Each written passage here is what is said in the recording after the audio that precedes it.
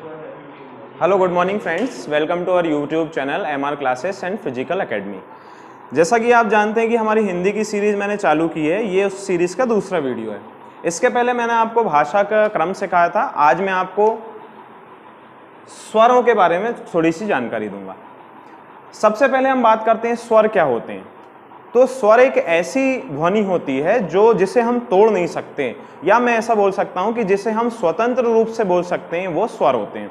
जबकि व्यंजन क्या होते हैं? व्यंजन स्वतंत्र इकाइयां नहीं होती, उनको बोलने के लिए एक स्वर की आवश्यकता होती है, लेकिन स्वर को बोलने के लिए किसी दूसरी इकाई की आवश्यकता नहीं होती, वे स्वर कहलाते हैं।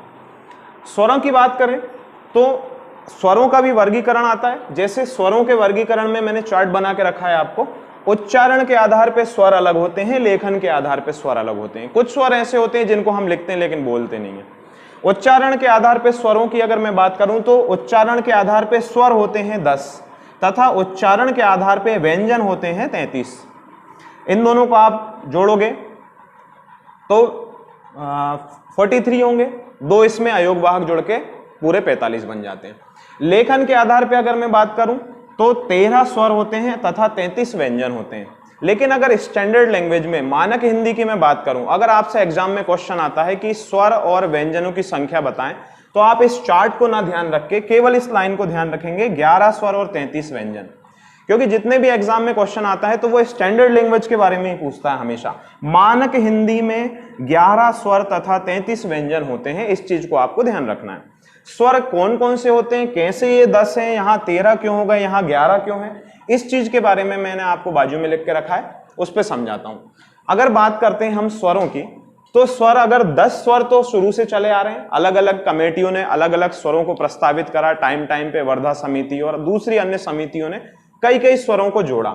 उनके बारे में मैं आपको डिस्कस करता हूं। 10 स्वरों की बात करें, अगर ये जो उच्चारण के आधार पर मैंने 10 स्वर लिखे हैं, वो ये स्वर है: आ, बड़ा आ, छोटी ई, बड़ी ई, छोटा ऊ, बड़ा ऊ, ए, बड़ा ए, ओ और आओ। ये आप गिनेंगे तो 10 स्वर हैं।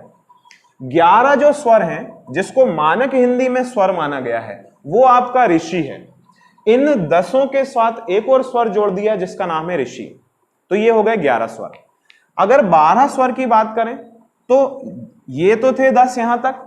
इसने 12वें वाले में ऋषि नहीं लेके जबकि दो नए स्वरों को जन्म स्थान दे दिया है, अम और आहा।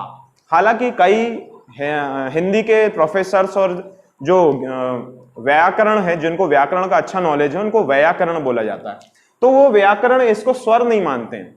इसलिए इसे किशोरीदास वाजपेयी एक विद्वान है जिन्होंने इसे अयोगवाहक का नाम दिया है। ये बहुत इंपॉर्टेंट सवाल है क्योंकि एग्जामों में ये क्वेश्चन आता है कि अयोगवाहक स्वर कौन से होते हैं। तो अम जिसपे बिंदी लगी रहती है तथा आहा जिसे हम विसर्ग के रूप में उच्चारण करते हैं, ये दोनों अयोगवाहक कहते हैं। नाम किसने दिया है? तो किशोरीदास वाजपेयी ने इसका नामकरण किया है।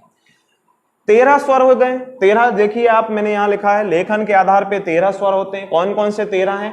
ये तो है ही पूरे यहां तक, ये 12 यहां तक है, मैंने इसको लिखा नहीं है, लाइन खींच दी है। इससे आप ये समझ सकते हैं कि ये यहां तक रिपीट है।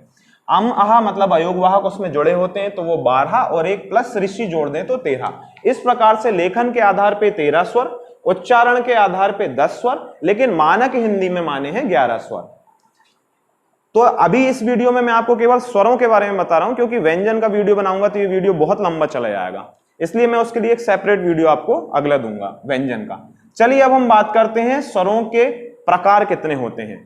तो अलग अलग जगहों से अलग अलग स्वरों के प्रकारों को बताया गया है। जैसे स्वरों के जनरली अगर हम बोले मानक हिंदी में 3 प्रकार बताए गए हैं। कौन कौन से हैं? पहला स्वर है ह्रस्व स्वर। ह्रस्व का मतलब होता है छोटा, इसी को लघु भी कहते हैं, ह्रस्व स्वर और लघु स्वर। दूसरा होता है दीर्घ या वृहत स्वर। दीर्घ मतलब नाम से ही समझ में आ रहा है, बड़ा, दीर्घ मतलब होता है बड़ा। और तीसरा स्वर है प्लुत स्वर। अब मैं आपको इनको बारे में समझाता हूं कि ये क्या होते हैं। ह्रस्व स्वर वे स्वर होते हैं जिन्हें बोलने में बहुत कम समय लगता है, जैसे कि छोटा आ, छोटे ई, छोटा ऊ। इन्हें बोलने में आप बोल के देखेंगे तो बहुत कम उच्चारण का समय लगेगा।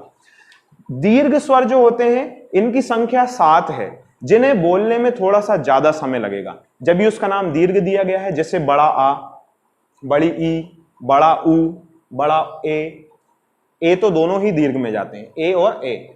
ओ और आओ ये दोनों दीर्घ में जाते हैं। तो अगर क्वेश्चन आता है कि ह्रस्व की संख्या कितनी है? 3, कौन कौन से हैं? छोटे, तीनों छोटे वाले, आ ई उ। क्वेश्चन ऐसा आता है एग्जाम में कि निम्न में से बताएं ह्रस्व स्वर की कौन से नहीं है, तो आपको इन तीनों को ध्यान रखना, इन तीन को छोड़ के जो होगा वो नहीं होगा।